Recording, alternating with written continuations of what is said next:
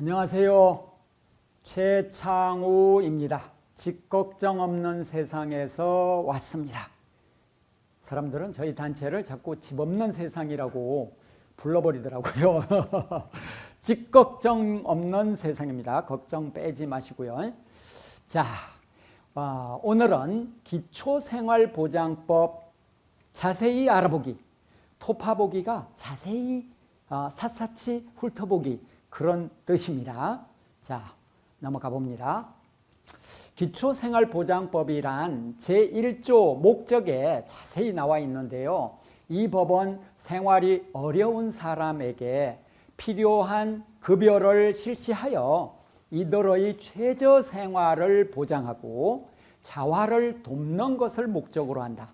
말 그대로 IMF 직후에 이 법이 생겼는데 그때 사람들이 너무 많이 힘들었지 않습니까? 실직도 많이 되고 그래서 최저한의 생활을 보장을 하고 또한 그게 자활의 기초가 돼야 된다. 이런 의미를 담고 있습니다. 자, 그동안의 빈곤 문제를 어떻게 우리 역사에서는 취급을 했는지 하는 내용을 잠깐 살펴보는 것입니다. 조선 후기에서 일제 시기까지는 빈곤 문제를 거의 방치를 했고요. 해방 이후 군사 독재 시기까지는 빈곤 정책이 부재하고 성장 일변도의 정책으로 갔습니다.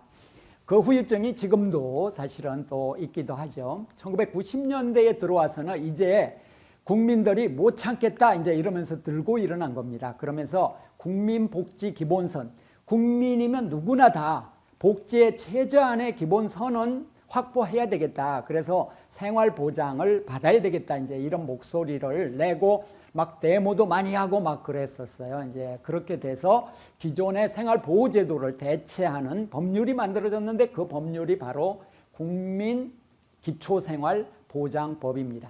오늘의 그 4대 급여 해서 생계급여, 주거급여 또는 의료급여, 교육급여 이렇게 이야기하는 것은 이 법률이 탄생함으로써 비로소 새로운 역사로 진입했다 하는 걸 의미합니다. 만약 이 법률이 없었다 그러면 정말 더 많은 사람들이 고통받았겠죠. 자, 기초생활보장법에서는 중요한 게 소득을 얼마 확보했냐, 즉 얼마 벌었냐가 아니라 소득 인정액이 중요하다. 소득 인정액? 그런 말 못 들어봤는데요. 네, 그런 말 하시는 분이 계실 겁니다. 참 낯선 용어지요. 근데 무엇을 의미하는지 잠깐 가보겠습니다. 소득 인정액은 소득 평가액, 그러니까 소득이라는 소득은 다 합친 것을 소득 평가액이라고 합니다. 그 다음에 재산이 있을 때는 이것을 소득으로 환산한다고 아주 고상하게 말하는데요. 재산이 있으면 소득이 발생한 것으로 정부가 가정을 하겠다. 이런 의미입니다. 그러니까 한마디로 재산이 좀 상대적으로 많은 사람은 수급권자의 자격을 안 주겠다. 이것으로 이해해 주시면 좋을 것 같습니다. 중위소득이 중요합니다. 중위소득에 대해서 아는 게 중요한데 국민들의 가구 수를 쭉 한 줄로 쭉 세운다면 맨 가운데 있는 가구의 소득을 중위소득이라고 합니다. 1인 가구가 쭉 줄을 섰다고 할 때 가운데 있는 사람의 소득을 1인 가구 중위소득이라고 하는 것이죠. 그 중위소득은 182만 원. 한가운데 있는 가구가 버는 돈이 1인 가구 경우 182만 원 벌더라 이런 뜻입니다. 2인 가구, 3인 가구, 4인 가구 마찬가지입니다. 중위소득은 평균 소득에 비해서 한 30-40% 낮습니다. 그것을 일단 기억해 주시면 좋겠고요. 이 중위소득은 기초생활보장제에서 핵심적인 기준으로 이게 작용을 하니까 일단 이런 게 있구나 하는 것을 이해하시면 좋을 것 같습니다. 앞으로 공공주택 결정할 때도 중위소득을 보는 제도가 지금 등장했거든요. 그러니까 기억해 주시기 바랍니다. 2022년도는 좀 올랐습니다. 중위소득. 이 액수를 중위소득 100%라고 말하는데요. 평균 소득을 보면 좀 차이가 있죠. 그죠? 중위소득하고. 자, 이것은 한번 자세히 살펴보시면, 비교해 보시면 좋을 것 같습니다. 기초생활보장법에서 보장하는 급여는 7가지입니다. 그래서 7대 급여라고 하는데 생계, 의료, 주거, 교육, 자활급여 이렇게 5가지에다가 장제급여, 해상급여, 돌아가셨을 때 또 자녀 낳았을 때 이렇게 해서 7가지를 보장하는 제도가 국민기초생활보장법이다. 이렇게 이해하시면 좋을 것 같습니다. 생계급여는 중위소득의 30%, 그러니까 어떤 나라 같은 경우 중위소득의 70% 이하인 사람은 수급권자로 정한다, 이런 나라가 있을 수 있지 않습니까? 그러면 우리는 30%니까 상당히 낮죠. 그죠? 아주 가난한 사람만 생계급여를 지급하겠다. 그래서 한 3% 전후 이 정도밖에 현재 안 됩니다. 의료급여는 40%, 주거급여는 46%, 내년 기준입니다. 올해는 45%인데 1% 올렸고요. 교육급여는 50%, 중위소득의 반을 벌면 교육급여를 보장한다, 이런 뜻입니다. 1인 가구 급여는 얼마인가 이제 이렇게 볼 때 생계, 의료, 주거, 교육이 그죠? 각각 다른데 이게 다 중위소득 기준으로 결정을 한 거다. 이것을 기억해 주시면 좋을 것 같습니다. 자, 1인 가구 급여 기준, 이것은 이제 2022년도에 조금씩 한 5% 오른다는 것입니다. 그래서 이건 참고하시면 좋을 것 같고요. 2인 가구는 이제 순서대로 계산을 한 것입니다. 중위소득의 몇 퍼센트 이렇게 계산을 한 거죠.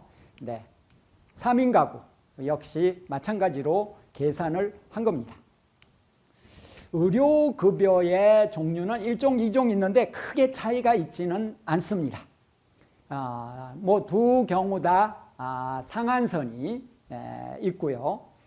얼마 이상 월 또는 연간 병원비가 나오지 않게 상한을 정해놓은 제도가 있다는 정도만 말씀드리고요. 주거급여란 이제 이런 제목에 중위소득 올해 기준으로 45%고 내년은 46%로 올라갑니다. 주거급여에 대해서 간단히 제가 말씀을 드리겠습니다. 전세 사는 사람도 주거급여를 신청할 수 있다, 이런 말 잘 못 들으셨을 겁니다. 월세 사는 사람만 지원받는 게 아니고요. 전세 사는 사람도 지원받을 수가 있습니다. 1인 가구 같은 경우는 7천만 원 전세금이 있다고 하면, 그러면 그걸 대강 계산하면 한 23만 원 정도의 월세를 내는 거로 그 계산법이 있거든요. 그러니까 1인 가구 같은 경우는 이제 올해 기준으로 31만 원이 이제 최대치인데 7천의 전세를 어떤 사람이 산다. 그러면 이제 그 월세는 23만 3천 원 정도 되는데, 그러니까 실제 임대료가 23만 원인 걸로 본다는 것이죠. 그걸 기준으로 해서 이제 계산을 하게 됩니다.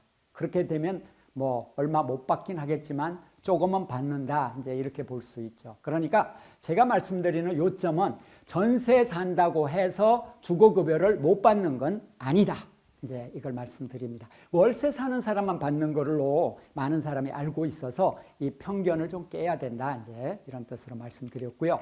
그리고 자기 집을 보유한 사람도 있잖아요. 근데 소득이 낮아야 된다고 하는 규정이 있긴 하지만 그 사람들도 주거급여 지원을 받을 수가 있습니다. 그것은 수선을 받을 수 있다. 즉 집을 고치는데 지원금을 일정하게 받을 수 있다. 이렇게 생각을 하시면 좋을 것 같고요. 그리고 실제로 지급하는 임대료가 있고 또 기준 임대료가 있는데요. 정부가 기준 임대료를 책정을 해놨습니다. 올해 기준으로는 31만 몇천 원 1인 가구 기준입니다. 서울시를 기준으로 이렇게 되어 있거든요. 그리고 내년은 서울시는 32만 몇천 원 이렇게 되어 있습니다. 그러면 정부가 그 규정을 해놓은 것은 법률로 규정해 놓은 거죠. 정확하게 해놓은 것은 어떤 사람이 40만 원의 임대료를 내고 있다고 할지라도 1인 가구는 31만 원이나 32만 원 이상 지급하지는 않겠다 하는 기준을 정해놨다 이런 의미입니다. 그래서 기준 임대료라고 합니다. 실제 임대료는 그 사람이 내는 거지요. 50만 원일 수도 있고 15만 원일 수도 있습니다. 그런데 이제 기준 임대료는 31만 원으로 올해 기준으로 되어 있지 않습니까? 그런데 15만 원을 만약 월세를 낸다 그러면 기준 임대료를 기준으로 지급하지 않고 실제 내는 15만 원 기준으로 지급을 하겠다. 이런 기준이 있습니다. 그리고 주거급여가 이게 말이 좀 어려운데요. 주거급여 같은 경우는 자기 부담금이라고 하는 게 또 있습니다. 그것은 지금 제가 잠깐 설명드리죠. 바로 옆에 보시면 주거급여 소득 상한이라고 하는 게 있는데요. 1인 가구는 82만 원이 상한이고 2인 가구는 130만 원 좀 넘는 그런 상한이 있습니다. 그 상한 이상을 벌게 되면, 그러니까 이것은 번다는 말은 정확하지는 않는데 아까 나왔던 그 소득 인정액이라고 있지 않습니까? 소득 인정액이 82만 몇천 원을 넘으면 1인 가구는 지원받을 수가 없다. 이런 상한을 설정해 놓은 것입니다. 그렇다고 해서 83만 원 벌면 지원을 못 받냐? 그런 건 아닙니다. 그것은 이야기가 약간 더 복잡한데요. 주거급여 같은 경우 30% 소득공제라고 하는 게 있거든요.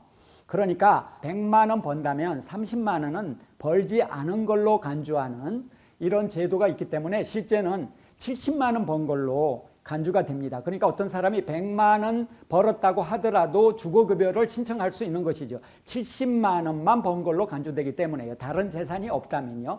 다른 재산이 있다 그러면 그 재산들이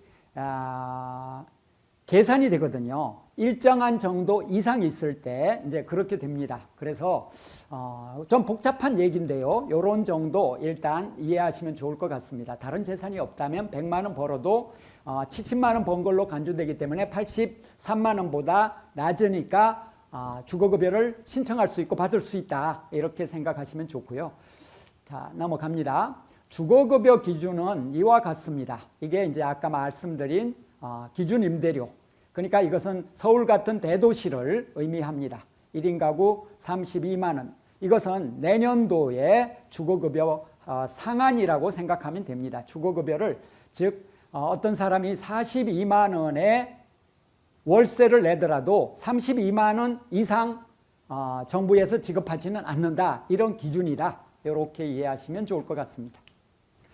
교육급여의 내용은 여기 간단히 좀 읽어보시면 좋을 것 같습니다. 입학금, 수업료, 고지금액, 전액 면제 이런 내용이 들어 있습니다. 기본재산공제 한도라고 하는 게 있는데요.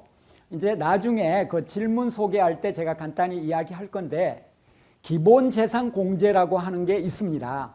그것은 어떤 사람이 수거권 신청을 할 때 대도시, 서울은 대도시죠. 서울 같은 대도시, 광역 도시 같은 경우에는 6,900만 원까지는 그냥 기본 재산으로 즉 없는 걸로 간주한다 이렇게 생각하셔도 좋습니다. 저 돈은 갖고 있다고 하더라도 수거권 신청을 할 수 있다 이런 뜻입니다.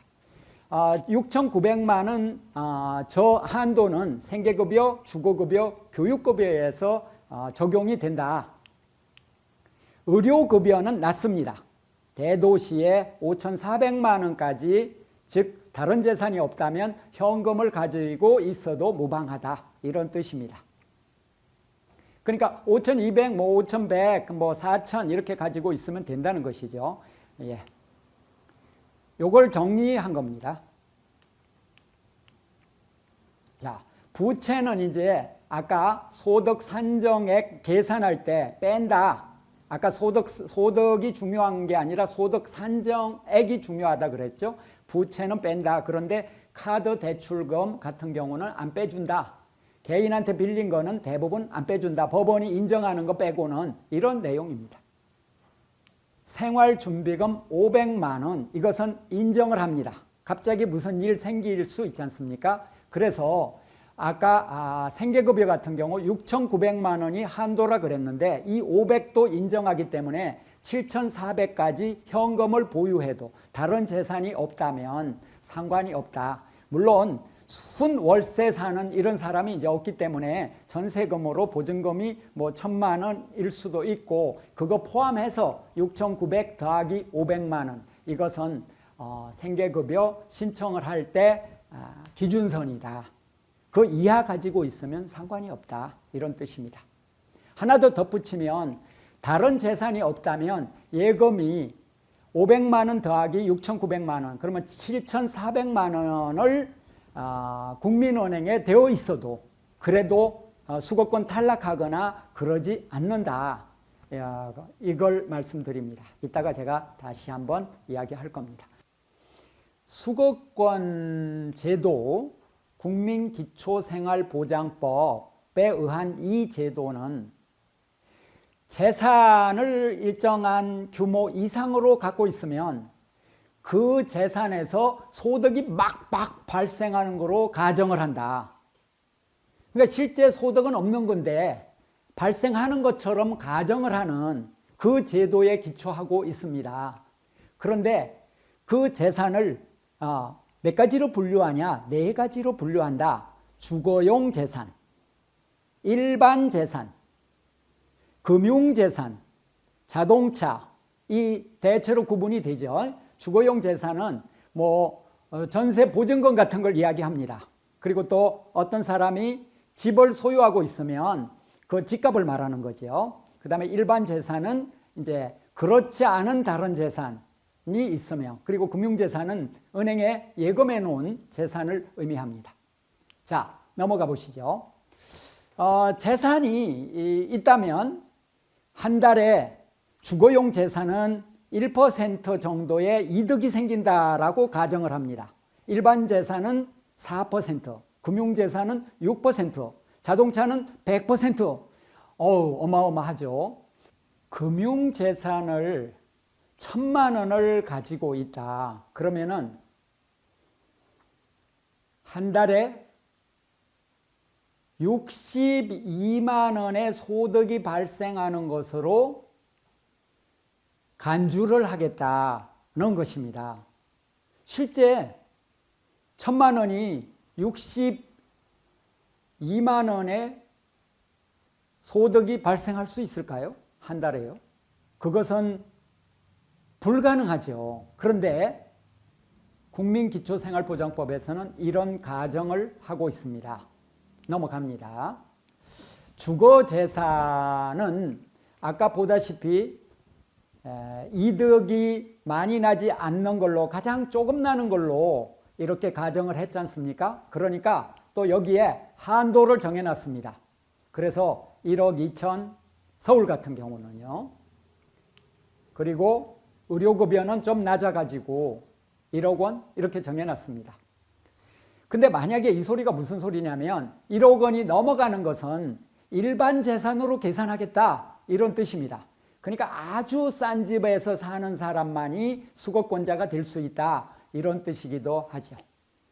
자, 부양의무제 많이 들어보셨죠? 일촌의 직계혈족 그러니까 부모 자식 간의 관계 그리고 그 배우자는 부양의무가 있다 이런 내용입니다. 부양의무제에 의해서 수거권 신청을 할 수 없었던 사람도 많았고 또 이른바 탈락한 사람도 많이 있었죠. 자, 부양의무제는 이와 같이 바뀌었습니다. 교육급여 부양의무제가 6년 전에 폐지됐고요. 3년 전에 주거급여 부양의무제 폐지되었습니다. 생계급여 부양의무제가 올해 10월 달에 크게 개혁이 되었는데 그 내용은 또 살펴보겠습니다. 의료급여는 폐지가 되거나 크게 개혁이 되지 않아서 이게 앞으로 큰 부담으로 남게 되었습니다. 이 개혁은 10월 달이면 2달 전에 이루어졌는데요.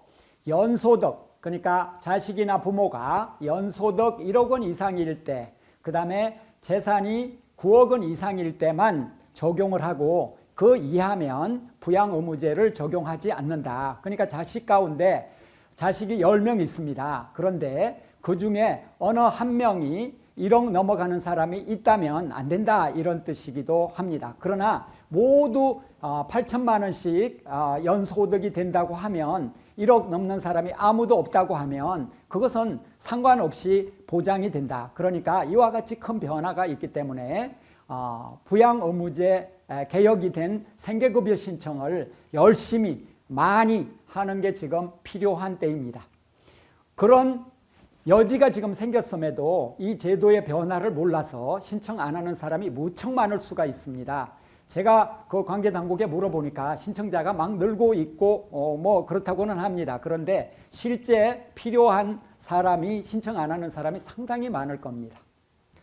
자, 서울형 기초보장제라고 하는 거 있는데요. 요거는 기초생활보장제도의 서울식 어떤 적용 내용이다. 이것도 참고해 주시기 바랍니다. 자, 소득 한도가 이렇게 높죠. 그죠? 네. 기초생활보장법에 따르면은 올해 기준으로 54만 원이 기준이었는데 여기는 1인 가구 82만 원이니까 상당히 높지 않습니까? 그러니까 그런 분들이 신청하면 54만 원 넘지만 생계급여를 일부 지원받고 싶은 분은 서울시에다가 신청하시면 여러 가지 도움을 받을 수 있다. 자, 얼마만큼 지원받을 수 있나? 9만 원에서 27만 원 사이 1인 가구는 지원받을 수가 있다. 그건 소득 정도에 따라서 이렇게 좀 차등으로 지원한다. 근데 4인 가구는 최대한 보면 한도가 73만 원까지 올라가니까 지원해 볼 필요가 있겠죠. 자, 신청주의, 직권주의 이런 말 들어보셨습니까? 자, 우리나라의 복지제도는 신청주의입니다. 본인이 신청하지 않으면 제도로서 보장된다고 하더라도 주거급여나 또는 복지 권리가 보장되지 않고 넘어가 버린다, 이렇게 보는 것입니다. 이것을 신청주의라고 합니다.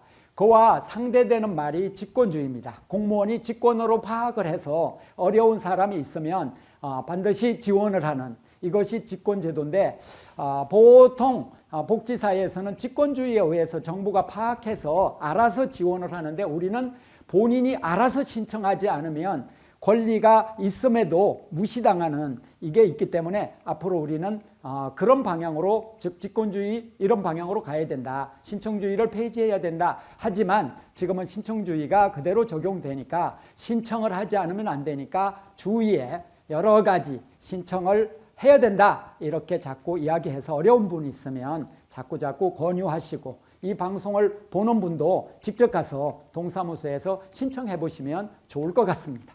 수거권자 선정 진행 순서는 이와 같습니다. 신청, 조사, 결정, 사후관리.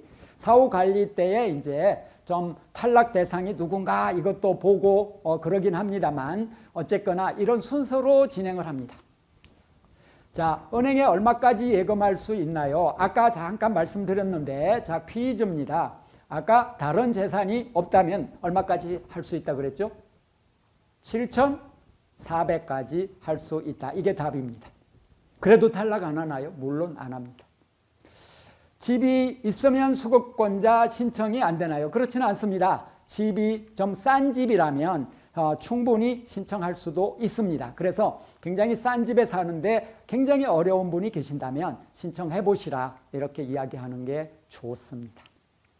자, 돈 많이 벌면 탈락하나요? 네, 반드시 탈락하는 건 아닌데 많이 벌면 탈락하죠. 그런데 여기 나와 있다시피 돈을 벌어도 일정하게 이런 삭감하는 그런 내용이 있기 때문에 이것은 참고하시면 좋을 것 같습니다.